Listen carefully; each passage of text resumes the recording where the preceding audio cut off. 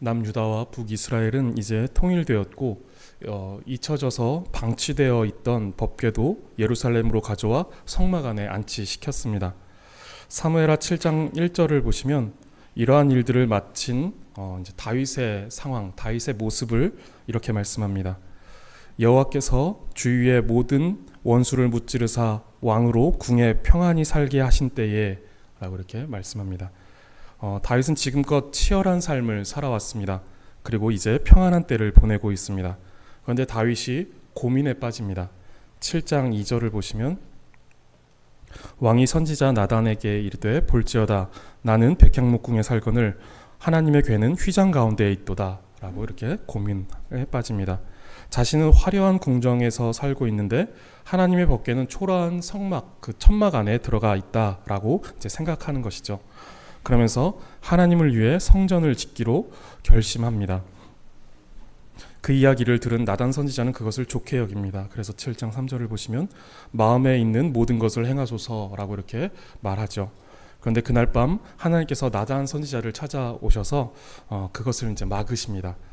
이유는 다윗이 하나님을 위해 일하는 것이 아니라 하나님께서 다윗을 위해 일하셨고 일하고 계시고 일하실 것이다 라는 것입니다.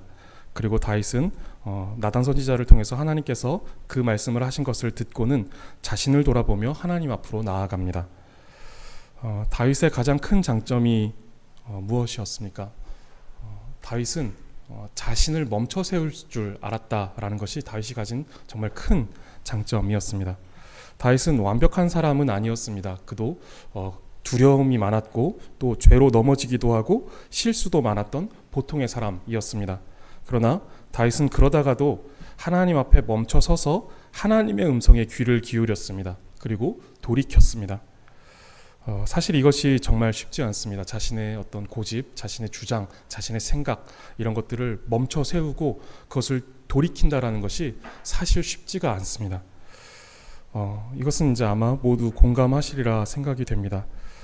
고소공포증이 있는 사람에게 고소공포증을 극복하고 밑이 훤히 들여다보이는 높은 다리를 건너라고 하면 온몸이 땀에 젖을 만큼 한 걸음을 떼는 것이 어렵습니다.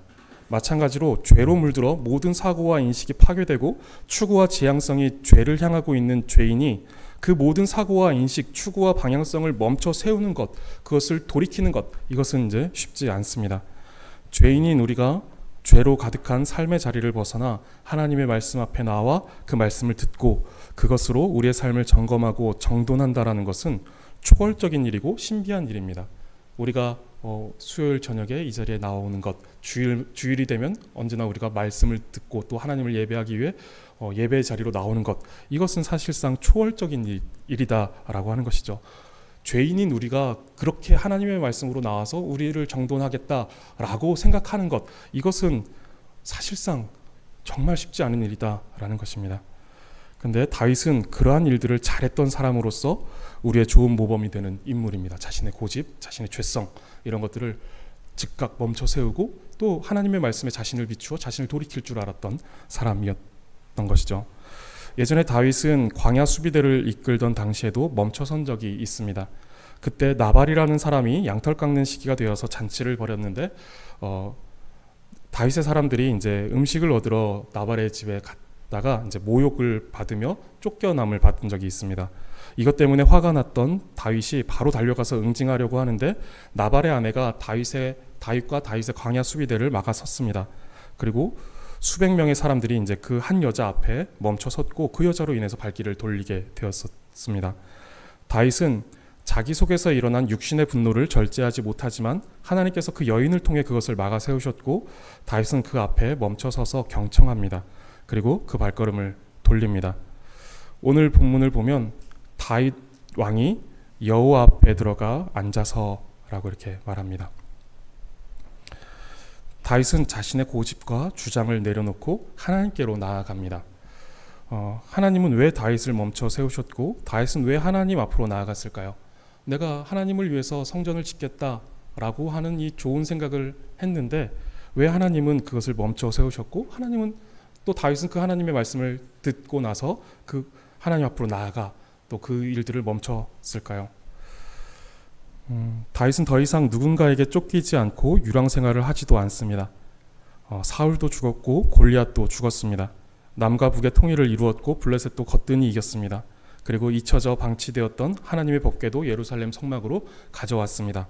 그리고 막강한 권력과 힘과 존경을 한 몸에 받는 사람이 되었습니다. 이제 평안한 날들을 보내고 있습니다. 거기에 어마어마한 부까지도 누리게 되면서 거대한 궁에 앉아 하나님을 위해 자신이 거하는 궁과 같이 화려하고 웅장한 성전을 짓기로 결심한 것입니다. 그런데 하나님은 그런 다윗을 막아 세우십니다. 왜 그러셨을까요? 하나님이 막으신 것은 다윗의 자신감입니다. 이것에 있어서 실패한 사람이 바로 사울이었습니다. 그는 왕위에 오르고 전쟁에서 많은 승리를 거두면서 부와 명예를 얻으며 자신감에 차올랐습니다. 그렇게 하나님을 의지하는 감각이 떨어져 갔던 것이죠. 자신의 힘으로도 해낼 수 있다라고 생각하게 된 것이죠. 그래서 하나님께서 이스라엘과 함께 하셔서 하나님께서 이기게 하셨다라는 것을 생각하지 못하고 자신의 힘으로 해냈다라고 하는 것이 이제 그런 것들이 이제 쌓여가다 보니까 그것이 이제 자신감으로 형성되어 버린 것이죠. 그 자신감의 상승은 하나님과의 거리감으로 나타났습니다. 자신의 힘을 의지하면서 하나님 나라의 왕권을 자신이 차지해 나가기 시작했습니다. 하나님의 왕권은 이제 축소되어 갔고 자신의 왕권은 점차 확대되어 간 것입니다.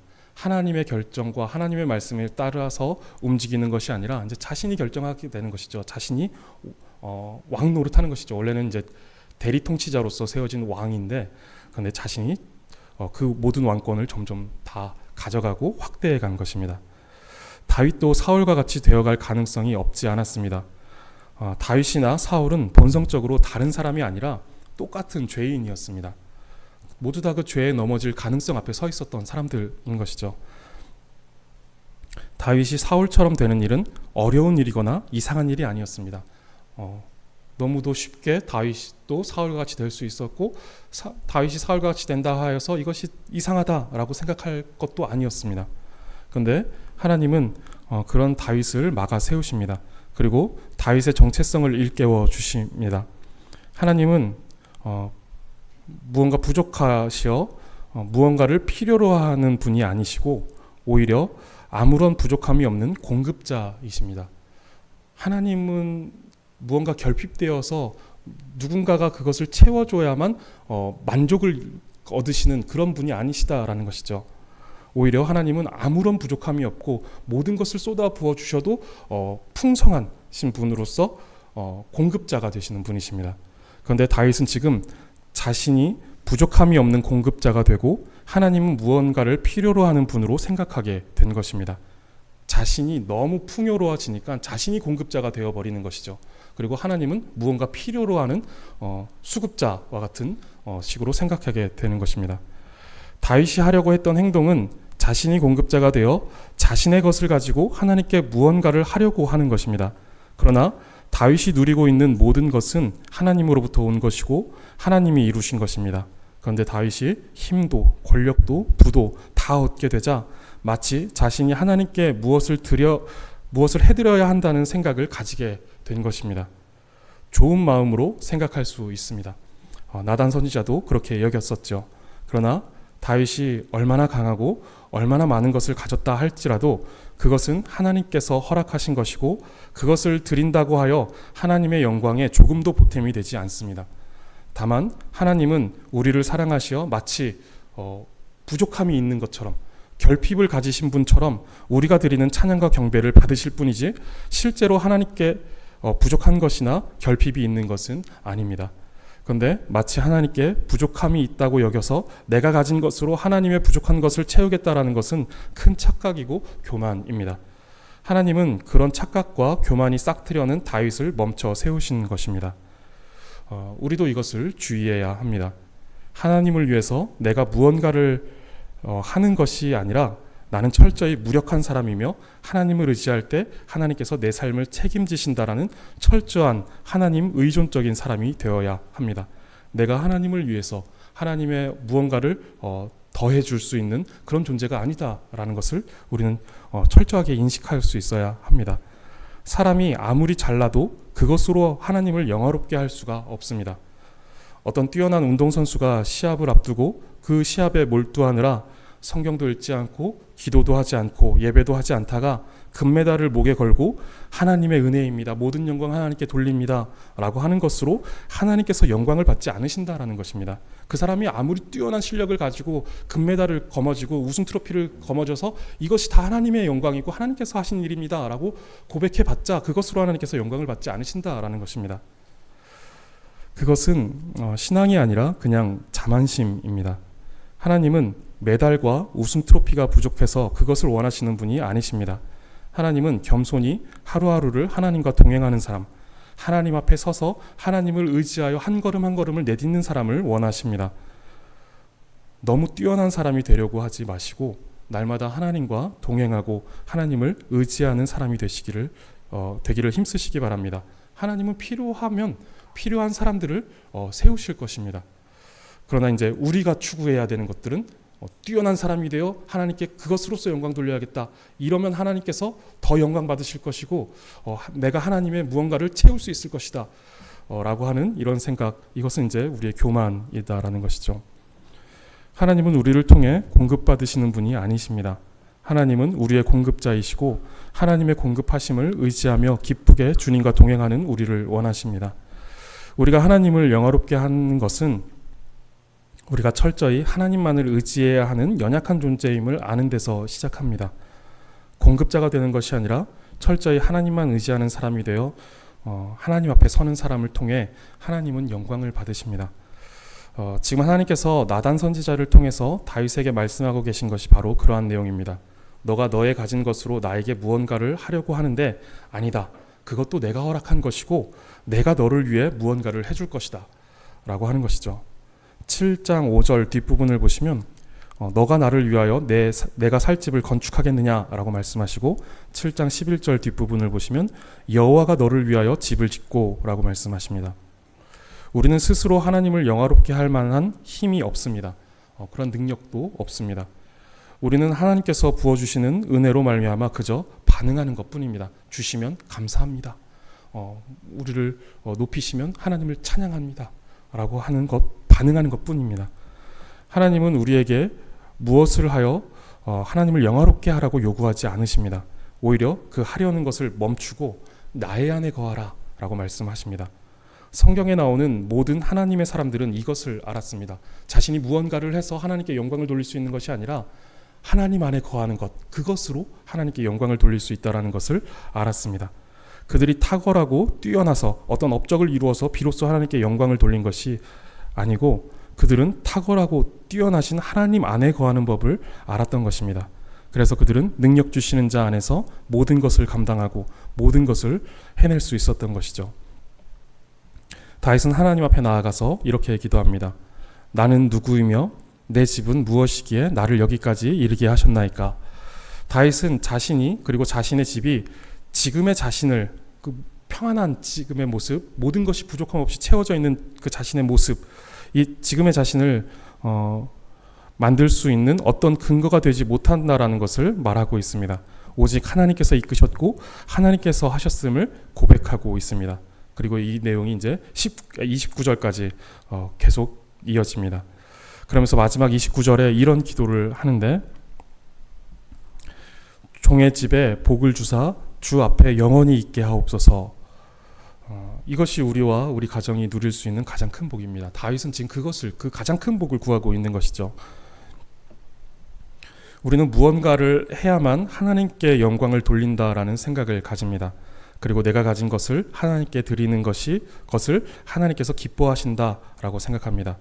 그런데 내가 무언가를 할 수 있다면 그것을 할 수 있는 힘과 여건을 주신 분이 하나님이십니다. 내가 공급자가 될 수 있는 것이 아니라 하나님이 언제나 근본적인 공급자가 되어 주십니다. 또한 내가 가진 무언가를 드릴 수 있다면 그것을 주신 분이 하나님이십니다. 내 것을 드리는 것이 아니라 하나님께서 나의 손에 주신 것을 하나님께로 돌려드리는 것입니다. 우리는 하나님의 공급하심 없이 무엇도 할 수 없고 어떤 것도 누릴 수 없습니다. 우리는 하나님과의 관계에서 철저한 수급자라는 사실을 알아야 합니다. 우리가 가진 모든 것은 하나님께서 공급하신 것입니다. 생명도, 구원도, 믿음도, 은사도, 물질도 모두 하나님께로부터 왔습니다. 그러므로 마치 그것이 본래 내 것인 양 생각하며 내 힘과 내 성공과 내 능력으로 하나님께 무엇인가를 드릴 수 있다라고 여기는 것은 굉장히 잘못된 생각입니다. 우리는 하나님께 무엇을 더해드리는 존재가 아니라 하나님으로부터 모든 것을 공급받는 존재입니다. 사무엘하 7장은 이제 굉장히 중요한 본문인데 흔히 다윗 언약이라고 불리는 중요한 내용이 들어가 있는 본문입니다. 12절에서 16절을 보시면 하나님께서 다윗의 후손을 통해 그의 나라를 견고하게 세우실 것이며 하나님의 이름을 위한 집을 세울 것이고 그의 왕위를 영원히 견고하게 하시겠다라는 약속을 주시는 내용이 이제 나오는 장입니다. 이 약속은 직접적으로는 이제 솔로몬을 가리키지만 궁극적으로는 다윗의 자손으로 오실 예수 그리스도 안에서 이제 완전히 성취된다라는 것을 보여줍니다. 하나님께서는 예수 그리스도를 통해 영원하고 완전한 나라를 세우시고 그 나라를 영원히 견고하게 하십니다. 하나님께서 우리와 맺으신 언약은 본질적으로 은혜의 언약입니다. 일반적인 어떤 계약은 쌍방이 서로의 조건을 충족할 때 성립되지만 하나님과 우리 사이의 언약은 다릅니다. 죄인인 우리는 그 언약의 조건을 충족시킬 능력이 없습니다. 하나님과 이렇게 동일한 어떤 조건을 가지고 하나님과 계약을 맺을 수 있는 그런 존재가 되지 못한다라는 것이죠. 그래서 하나님께서는 독생자 예수 그리스도를 보내셔서 우리의 대표가 되게 하셨죠. 그리고 우리가 감당할 수 없는 모든 조건을 대신 이루게 하셨습니다. 예수 그리스도의 순종과 죽으심으로 언약의 요구가 완성되었고 그 조건이 충족되었고 우리는 그 예수 그리스도를 믿음으로 그 언약의 복에 참여하게 됩니다. 하나님과의 그 언약 관계 속에 은혜 언약 속으로 우리가 들어가게 되는 것이죠.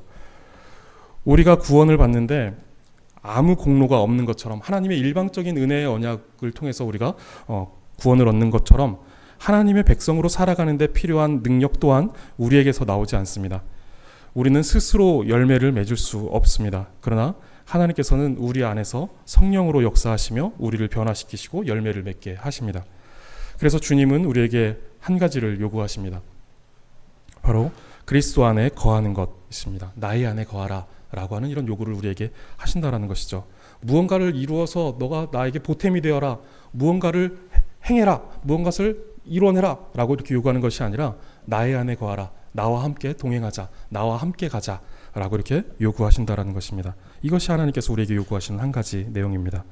예수님께서는 나는 포도나무여 너희는 가지라 라고 말씀하시며 가지가 나무에 붙어 있을 때 열매를 맺는 것처럼 우리가 주님 안에 거할 때 열매를 맺게 된다라고 말씀하십니다.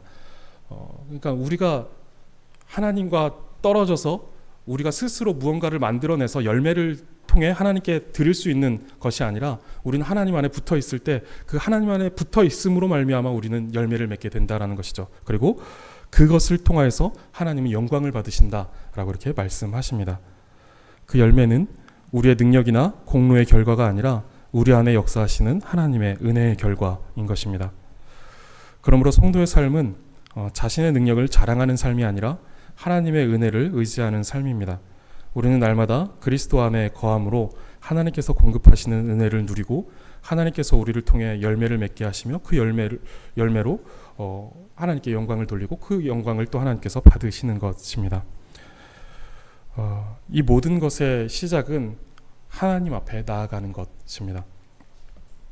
그 하나님 앞에서 하나님이 누구시며 자신이 누구인지를 아는 것, 그것을 날마다 돌아보고 점검하는 것입니다. 그렇게 철저히 하나님 앞에 서고 또 하나님을 의지하는 것입니다. 다윗은 다른 것을 구하지 않고 주 앞에 영원히 있게 해달라라고 구합니다. 성도님들, 우리는 우리의 힘으로 하나님께 무엇을 드릴 수 있는 존재가 아닙니다. 우리는 스스로 하나님을 영화롭게 해드릴 수 없습니다. 그래서 우리가 할 일은 무엇을 하려고 하는 것이 아니라 하나님 앞으로 나아가는 것입니다. 날마다 하나님 앞에 있을 수 있는 그런 은혜, 이것이 우리에게 필요합니다. 그리고 우리가 무엇을 하는 것이 아니라 하나님께서 우리를 위해 행하신 일들을 의지하는 것입니다. 하나님은 그것을 기뻐하십니다. 우리의 신앙은 무엇을 하려는 신앙이 아니라 하나님 앞에 머무는 신앙이 되어야 합니다. 아무 공로 없고 주님께 드릴 수 있는 것이 아무것도 없지만 겸손히 주님 앞에 나아가 주님을 의지하며 주님 안에 거하시기를 힘쓰시는 성도님들 되시기를 바라겠습니다.